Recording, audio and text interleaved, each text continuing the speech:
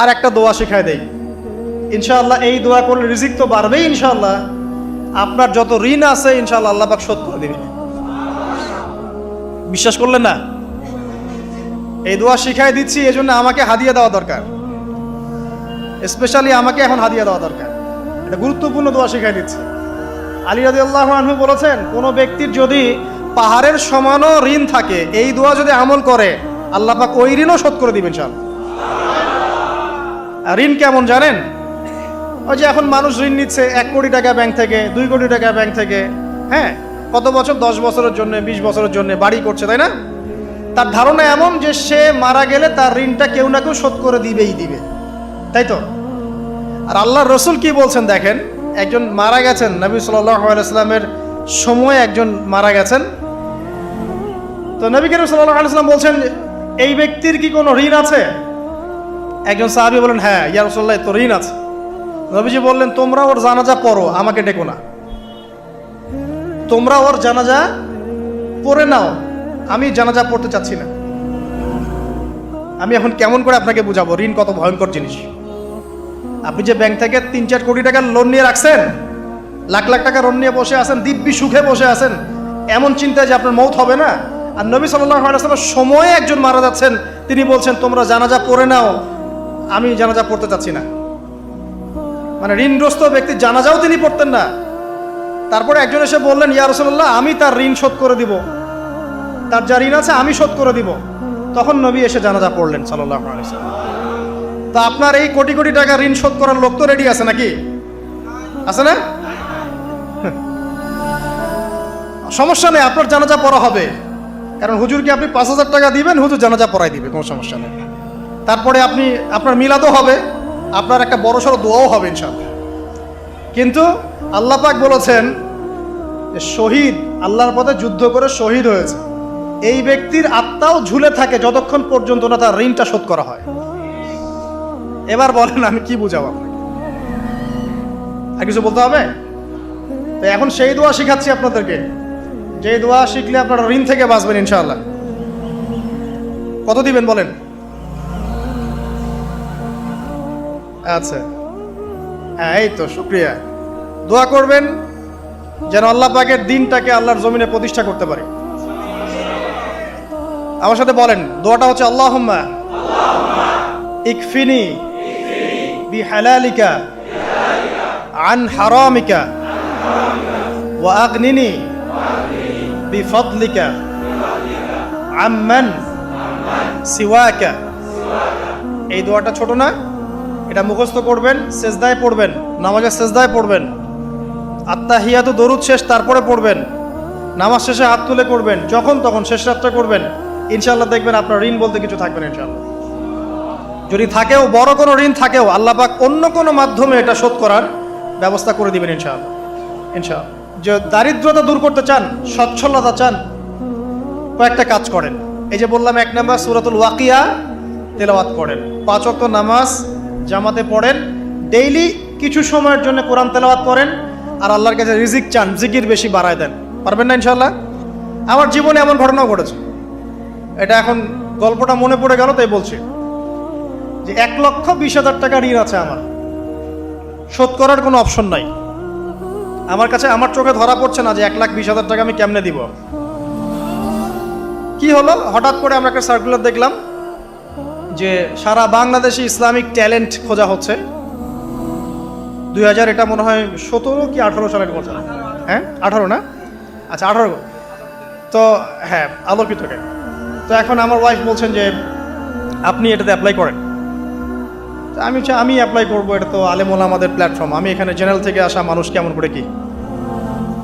তো সে বলছেন না, আপনি পারবেন ইনশাআল্লাহ, আপনি পড়াশোনা করেন, ইনশাআল্লাহ পারবেন। তো আমি দেখছি আগে প্রাইস কি আছে, কষ্ট তো করবো, আগে দেখি পুরস্কারটা কি। তো পুরস্কারটা দেখছি যে একটা ওমরা করাবে। ওমরা করা তো যে কারোর জন্য একটা মানে স্বপ্নের ব্যাপার না। ওমরা করা তো সবাই আমরা খুব পছন্দ করি, আল্লাহ পাক আমাদেরকে বেশি বেশি ওমরা করার তৌফিক দেখ। আর লেখা আছে যে ফার্স্ট প্রাইজ 3 লাখ টাকা, second prize 2 lakh, third prize হচ্ছে 1 লাখ টাকা। তো সেটা আচ্ছা ঠিক আছে। তখন আমি একটা জবও করি, আমি কিন্তু চাকরিও করেছি একসময়। তো এখন জব ছেড়ে দিলাম, জবে থাকলে আমার এখন পড়াশোনা হবে না। তারপর টানা 4 কি 5 মাস দৈনিক 10 থেকে 12 ঘন্টা করে পড়েছি। টানা 4 থেকে 5 মাস দৈনিক 10 থেকে 12 ঘন্টা, নাওয়া খাওয়া সব ওখানেই। আর যতটা সহজ মনে করছেন আসলে কিন্তু প্রতিযোগিতা অত সহজ নয়। আসলে যে কোনো জায়গা থেকে প্রশ্ন আসতে পারে, আকিদা, সিরাত, ইতিহাস, এটা ওইটা অনেক টপিক, প্রায় 36টা বিভাগ আছে। তো আলহামদুলিল্লাহ কিভাবে জানি আস্তে আস্তে উঠতে পারলাম। গিয়ে দেখলাম যে হ্যাঁ, টিভি রাউন্ডে চলে গেছে। আমি তেমন কিছুই করি নাই, আমি শুধু পরিশ্রম করেছি, আল্লাহর কাছে বেশি থেকে বেশি দোয়া করেছি যে আল্লাহ আমার ঋণ আছে, ঋণ শোধ করতে হবে একটা। এবং আমি চাচ্ছি যে এই প্রোগ্রামের মধ্য দিয়ে দিনের একটা বড় সার্কেল পাওয়া যায়, দিনই প্ল্যাটফর্ম পাওয়া যায়। তো আলহামদুলিল্লাহ আল্লাহ পাকের ইচ্ছায় সেখানে একটা ভালো রেজাল্ট হলো এবং সেখানে ওমরাও করা হলো আলহামদুলিল্লাহ। এবং ক্যাশ তারা খুব তাড়াতাড়ি দিয়ে দিয়েছে। আমি পুরো ক্যাশটা আগে পেয়েই আগে ঋণটা শোধ। এখন এই সময় কিন্তু আমি দোয়াটা করেছি, আল্লাহুম্মা কফিনি বিহালালিকা আন হারামিক ওয়া আগনিনি বিফাদলিকা আম্মান সিওয়াক। দেখেন, আমি কিন্তু জানতামও না এমন কোনো প্রতিযোগিতা হবে, আমি সেখানে পার্টিসিপেট করব, ওই ওসিলায় ওমরা করব, ওই ওসিলায় আবার ঋণও শোধ হবে, আমার কিন্তু মাথায় ছিল না। এটাই হচ্ছে আল্লাহ পাকের সেই আয়াত, ওয়া মান ইয়াত্তাকিল্লাহ ইয়াজআল লাহু মাখরাজা। আল্লাহ পাককে যে ভয় করবে আল্লাহ পাক তার জন্য রাস্তা খুলে দেবেন ইনশাআল্লাহ। ওয়া ইয়ারযুকুহু মিন হাইসু লা ইয়াহতাসিব, এবং এমন উৎস থেকে আল্লাহ পাক রিজিক দিবেন যেটা সে কল্পনাও করতে পারে না। এটা আল্লাহ পাক তাওয়াক্কুল রাখেন। জাস্ট ওই ইসমাঈল আলাইহিস সালামের মায়ের মতো হাজরা আলাইহিস সালাম ইব্রাহিম আলাইহিস সালামকে বলছেন, আপনি আমাকে এখানে ছেড়ে যাচ্ছেন কি জন্য? ইব্রাহিম বলছেন আল্লাহর আদেশে। তখন তিনি বলছেন তাহলে আল্লাহ আমাকে ফেলে দিবেন ইনশাআল্লাহ। সেই মায়ের গর্ভ থেকে ইসমাইলের মতো সন্তানের জন্ম হলো, যেই সন্তানকে বাবা বলছে যে আমি তোমাকে জবাই করছি, স্বপ্নে দেখেছি, ফানজুর মাযা তারা, তোমার রায় কি? সে বলছে ইয়া আবাতি ফাআল মা তুমার, আপনাকে যে আদেশ করা হয়েছে আপনি সেটাই করেন। সাতাজিদুনি ইনশাআল্লাহু মিনাস সাবিরিন, ইনশাআল্লাহ আপনি আমাকে ধৈর্যশীল পাবেন। দেখেন কোন মায়ের গর্ভ থেকে কোন সন্তান। তাকে কি বাবা মানুষ করেছিলেন? না, তাকে তার মা মানুষ করেছেন। তো ওই রকম তাওয়াক্কুলকারিনী হাজরা আলাইহিস সালামের মতো মা যদি ঘরে ঘরে থাকে, বোন আর স্ত্রী ঘরে ঘরে থাকে, তখন ইসমাইলি প্রজন্ম আসবে ইনশাআল্লাহ। আর আমাদের মতো এই যে এখন দেখছেন না কি হচ্ছে, মারামারি, কাপড় খোলা, কাপড় ছোট, ব্লাউজ সারা সারি, কি চলছে মাশাআল্লাহ। মানে কি যে চলছে ভাই জগতে এখন, বলতেও গা গিনগিন করে, ভাবতেও গা গিনগিন করে। কিছু কিছু নসিহত করব, এটাতেও মন থেকে একটা বাধা চলে আসে যে আসলে কি করব, কি বলবো। মানে একটা বিষয় থাকে না যে পরিস্থিতি এমন খারাপ যে কথা বলার ভাষ্য থাকে না এমন একটা, যে আপনি হতবাক হয়ে গেছেন, বাকরুদ্ধ, যে আর কি বলবেন। এখন এই বাকরুদ্ধ হওয়ার সময় চলতেছে, বাকরুদ্ধ হওয়ার সময়, মানে বলার আর কি নাই, কিছু নাই, কি বলবেন। আস্তে আস্তে কাপড় খুলতে খুলতে খুলতে খুলতে খুলতে খুলতে এখন বিকিনি পরে ঘুরতে চায়। এন্ড বলে যে কয়দিন পর বিকিনি পরেই ঘুরবে। দেখেন, মানে ওরা চায় যে পশ্চিমারা যেমনে চলে অমনেই চলুক সবাই। ওটা কি লজ্জাশীলতার পরিচয় হলো? আশ্চর্য একটা বিষয়। মানুষকে দেখেন, মেয়েরা কলেজে পড়তে গিয়ে মেয়েরা কি করতেছে এখন দেখেন, কলেজে পড়তে গিয়ে মেয়েরা কি করতেছে দেখেন। আর আপনি আপনার মেয়েকে কলেজে ওখানে পড়তে পাঠাচ্ছেন, ওখানে হোস্টেলে রাখছেন, যেখানে একটা মেয়েকে নবী সাল্লাল্লাহু আলাইহি ওয়াসাল্লাম মাহরাম ছাড়া সফর করতে নিষেধ করছেন, সেখানে আপনি আপনার মেয়েকে কোন শিক্ষায় শিক্ষিত করার জন্য রাতের পর রাত সেখানে কাটাচ্ছেন? তারা নিজেরাই বলছে যে মেয়েদেরকে ফোর্সফুলি যৌন কাজে বাধ্য করা হচ্ছে। মানে ইজ্জত চলে যায়, যাক ভাই আমার সার্টিফিকেট চাই বিষয়টার, নাকি ইজ্জত যাক, কতজন আমার সাথে কি করে করুক, বাট আমার একটা সার্টিফিকেট চাই, একটা অনার্সের একটা মাস্টার্সের সার্টিফিকেট চাই। এটা দিয়ে আমি বিসিএস ক্যাডার হব, এটা দিয়ে আমি প্রাইমারি স্কুলের টিচার হব, এটা দিয়ে আমি জাতি গঠন করবো, নাকি? পরে এরাই তো আপনার ঘরে বউ হিসেবে আসবে, মানে আপনার কি অবস্থা হবে চিন্তা করেন এখন। তা আমরা আসলে ভাই কোথায় আছি এখন? আল্লাহ পাক আমাদেরকে বোধোদয় দান করুক, দোয়া করি। তবে একটা হাদিস না বললে আমি এখান থেকে সরতে পারতেছি না। এই কথাই নবী সাল্লাল্লাহু আলাইহি ওয়াসাল্লাম বলেছেন, হুবাহু এই কথাই, একদম এটাই, যে ফিতনা ধেয়ে আসছে, লা ইলাহা ইল্লাল্লাহ, ফিতনা ধেয়ে আসছে। তার স্ত্রী জাইনাব বিনতে জাহাশ তিনি বলছেন, ইয়া রাসূলুল্লাহ সাল্লাল্লাহু আলাইহি ওয়াসাল্লাম, আনুহলিকু ওয়া ফিনা সালিহুন, আমাদের মধ্যে সৎ মানুষগুলো থাকা সত্ত্বেও কি আমরা ধ্বংস হয়ে যাব? সুন্দর প্রশ্ন না? নবীজি বলছেন নাম, তোমরা ধ্বংস হয়ে যাবে। ইদা কাসুরাতিল খাবাস, যখন এরকম নগ্নতা, বেহায়াপনা, অশ্লীলতা ছড়িয়ে পড়বে, তখন সৎ অসৎ, আলেম জালেম সব ধ্বংস হয়ে যাবে। জাতি গঠন করবেন, সব ধ্বংস। আল্লাহ পাকের গজব সময়ের ব্যাপার মাত্র। আল্লাহ পাক শুধু আসমানি বালাই দেন না, জমিনি বালাও দিতে পারেন। আল্লাহ পাক মুসলিমে ফাসাদ লাগিয়ে দিতে পারেন। আল্লাহ পাক বহিঃশত্রুকে আপনার উপর চাপিয়ে দিতে পারেন। আল্লাহ পাক দুর্ভিক্ষ দিতে পারেন। আল্লাহ পাক মহামারী দিতে পারেন। আল্লাহ পাক কুন বললে ফায়াকুন হতে পারে। সে আল্লাহকে ভুলে গিয়ে এইসব প্রগতিশীলতার নামে যখন নগ্নতার চর্চা হচ্ছে, অশ্লীলতার চর্চা হচ্ছে, আর আমরা এগুলো সব মুখ বুঝে সহ্য করছি, মাদক, পণ, জেনা, ব্যভিচার সব চলছে চোখের সামনে, আমরা কিচ্ছু বলার নাই, সুদ ঘুষ সব চলছে। এটা সময়ের ব্যাপার যে আল্লাহ পাকের গজব কখন আসবে। আর যখন আসবে, আলেম জালেম কাউরে ছাড়বে না ইনশাআল্লাহ। আমারে আপনারে কাউরে ছাড়বে না ইনশাআল্লাহ, দেখে নিয়ে।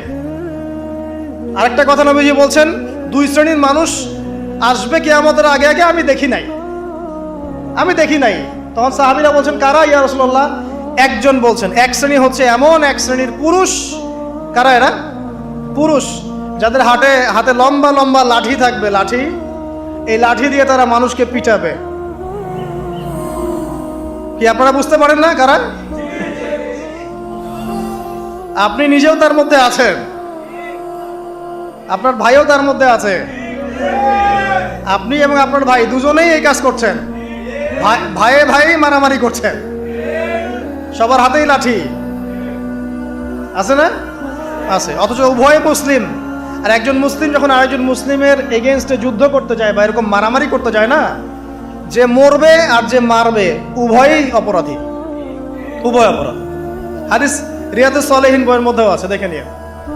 তারপরে দ্বিতীয় শ্রেণী হচ্ছে, নবীজি বলছেন নিসাউন, এক শ্রেণীর মহিলা আসবে, আমি দেখি নাই। মানে ওই যুগে ছিল না, আইয়ামে জাহেলিয়াতের বর্বর যুগেও এরকম মেয়ে ছিল না। তার মানে বুঝতে পারছেন, আইয়ামে জাহেলিয়াতের যে যুগটাকে এখন বর্বর বলে না, বর্বর, সেকেলে, মধ্যযুগীয় এইসব কথা বলে না, ওই যুগেও এই মানুষগুলো ছিল না। তার মানে নবীজি বলছেন আমি দেখিনি, লাম আরাহুমা, আমি ওদেরকে দেখি নাই। তারা কারা? নিসাউন, এক শ্রেণীর মহিলা, কাসিয়াতুন আরিয়া, যারা কাপড় পরবে বাট নগ্ন থাকবে, কাপড় পরবে কিন্তু নগ্ন থাকবে। মুমিলাত মাইলাত, নিজেও মানুষকে আকৃষ্ট করবে আবার নিজে আকৃষ্টও হবে। তারা জান্নাতে যাবেও না, জান্নাতের গন্ধও পাবে না। নেন এবার এখন দেখেন, একটু ভেবে দেখেন যে আমার ঘরে কি সেরকম মেয়ে আছে কিনা, আমার ঘরে সেরকম বোন আছে কিনা, আমার ঘরে তেমন ওয়াইফ আছে কিনা। এখন যদি আপনি আল্লাহ এবং তার রাসূলকে সর্বোচ্চ অগ্রাধিকার দেন, আল্লাহর ওয়াস্তে ওদেরকে ঠান্ডা মাথায় বোঝানোর চেষ্টা করেন, বোঝান যে তাদের ফাংশনটা কি, দুনিয়াতে ওদের ফাংশন কি, দুনিয়াতে মেয়েদের ফাংশনটা কি, একটা পরিবারে একটা মেয়ের ফাংশন কি, স্বামী স্ত্রীর সম্পর্কের মধ্যে মেয়ের ভূমিকা কি, স্ত্রীর ভূমিকা কি, এগুলোকে বুঝান। তবে হ্যাঁ, এক শ্রেণীকে আপনি বুঝিয়ে কুল পাবেন না, পরিস্থিতি বোঝেন। পরিস্থিতি বুঝলে আমাদের করণীয় বের হয়ে আসবে। করণীয় আমি অনেক দিন বলেছি, জ্ঞান অর্জনের কোনো বিকল্প নাই, জ্ঞান অনুযায়ী আমলের কোনো বিকল্প নাই, আদর্শ পরিবার গড়ার কোনো বিকল্প নাই, পরিবারে মেয়েদেরকে পর্দায় রাখার কোনো বিকল্প আছে? নাই। এমনকি আমাদের ছোট ছোট ছেলে মেয়ে যারা এখন জন্ম নিয়েছে, এদেরকেও ছোটবেলা থেকেই ইসলামের অনুশাসন দিতে হবে, না হলে বড় হয়ে বিগড়ে যাবে। এরা বিগড়াবে না? চতুর্দিকে ফিতনা, এরা তো বিগড়ে যাবেই। হালাল রিজিকের কোনো বিকল্প নাই। দ্বীনের জ্ঞান অর্জন করে দ্বীনী মানুষদের সাথে থাকার কোনো বিকল্প নাই। একা একা থাকতে যাবেন না, দ্বীনের বুঝ আছে এমন মানুষদের সাথে থাকবেন, একসাথে থাকবেন। যেখানেই থাকেন, যে নামেই হোক, একসাথে থাকেন, যে নামেই হোক। ইসলামে তো অনেক দলাদলি আছে না? আচ্ছা হোক, এটা নিয়ে এখন কথা বলার দরকার নাই। যে কোনো ব্যানারেই হোক থাকেন, অ্যাটলিস্ট আপনি ভালো মানুষদের সাথে থাকেন, এটা ভালো হবে ইনশাআল্লাহ। আল্লাহ চাইতে দেখবেন সবার মাঝে একসময় ঐক্য দিয়ে দিতে পারেন, আল্লাহ পারেন না? আর যারা ইন্টেনশনালি উম্মার ঐক্যের বিরোধী, এদেরকে আল্লাহ পাক ধ্বংস করে দিবেন ইনশাআল্লাহ, সমস্যা নেই। কারণ আল্লাহ বলে তো একজন আছেন, তিনি সব দেখেন ইনশাআল্লাহ। আর হচ্ছে আপনার জ্ঞানটাকে ইসলামের কল্যাণে কাজে লাগান, আপনার সম্পদ, আপনার জানমাল, এটাকে ইসলামের কল্যাণে কাজে লাগান, দ্বীনের প্রচার প্রসার করতে থাকেন। আক্রমণাত্মক হবেন না, শৈথিলতাবাদীও হবেন না, চরমপন্থী হবেন না, আবার এই যে গোলালু মার্কাও হবেন। গোলালো কি মানে সব তরকারিতেই চলে। যখন দেখবে যে একটা বিষয় আসছে, আস্তে করে পাশ কেটে এমন একটা বিষয় নিয়ে কথা বলা শুরু করবে যেটার সাথে এখনকার বিষয়ের কোনো সম্পর্ক নেই। দেখবেন যে পুরো বিশ্বে একটা বিষয় চলছে, দেশে একটা বিষয় নিয়ে গরম, তখন দেখবেন কথা হচ্ছে মেয়েরা নেল পালিশ দিতে পারবে কিনা। আরে সুশ্রী মার্কে ইসলাম নিয়ে চলার দরকার নেই। যখন যেটা সামনে আসবে এটা ফেস করতে হবে, এবং সেটা চরম পন্থায় না, আক্রমণাত্মক ভাবে না, মানুষকে হিকমার সাথে নসিহতের সাথে ঠান্ডা মাথায় যুক্তি প্রমাণ দিয়ে বুঝাতে হবে। এরপর যারা বুঝবে আলহামদুলিল্লাহ, যারা বুঝবে না এদের দায়িত্ব কারো হাতে? আল্লাহর হাতে। আল্লাহ পাক হয় গজবে শেষ করবেন, না হলে আল্লাহ পাক চাইলে হেদায়েতও দিতে পারে, এটা আল্লাহ পাকের ইখতিয়ার।